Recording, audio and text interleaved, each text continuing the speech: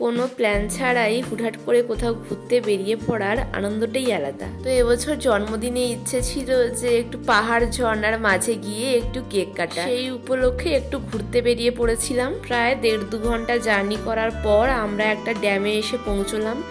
জায়গাটা এতটাই সুন্দর, মানে মনে হচ্ছিল আমরা দার্জিলিংয়ে পৌঁছে গেছি। আর আকাশটা দেখে বারবার মনে হচ্ছিল যেন আকাশটা যেন এখানেই মিশে গেছে একদম। ভীষণ সুন্দর একটা নিরিবিলি জায়গা, এত সুন্দর জলের কালার, আর চারিদিকটা এত সুন্দর লাগছিল পাহাড়ের মধ্যে। মনে হচ্ছিল বারবার যেন দার্জিলিং এর থেকে কম কিছু না।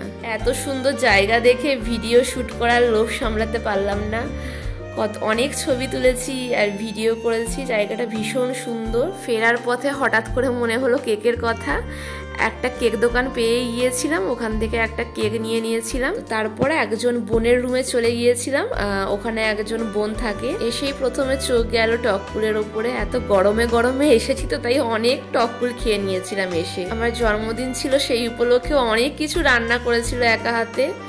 আর দুপুরের লাঞ্চটা কমপ্লিট করে আমরা সবাই আবার বেরিয়ে পড়েছিলাম নেক্সট ডেস্টিনেশনে যাওয়ার জন্য। পরিবেশটা কত সুন্দর না, চারিদিকে শুধু পাহাড় পাহাড়, ধুধু মাঠ, দেখলেই মন ভালো হয়ে যাবে। এখানে একটা খুব সুন্দর ঝর্ণা রয়েছে, কিন্তু ঝর্ণাটা ভীষণ উঁচুতে ছিল, তাই আমাদের পাহাড় চড়ে চড়ে সেই ঝর্ণাতে যেতে হয়েছিল। Happy birthday to you. Happy birthday dear Pooja. Happy birthday to you.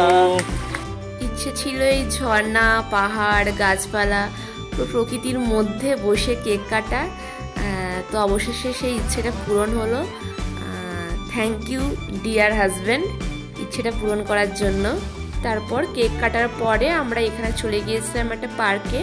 ভীষণ সুন্দর একটা পার্ক ছিল পাশে। এখানে প্রায় সন্ধে হয়ে গিয়েছিল, তখন এই সূর্য অস্ত যাওয়ার দৃশ্যটি এত সুন্দর লাগছিল যে ভিডিও না করে থাকতে পারলাম না। তারপরে আর কি, দুজন নাচ জানা মানুষ যদি একসাথে থাকে, দু একটা রিলস তো করতেই হবে, তাই দাঁড়িয়ে দাঁড়িয়ে নাচ প্র্যাকটিস করছিলাম আর রিলস বানাচ্ছিলাম।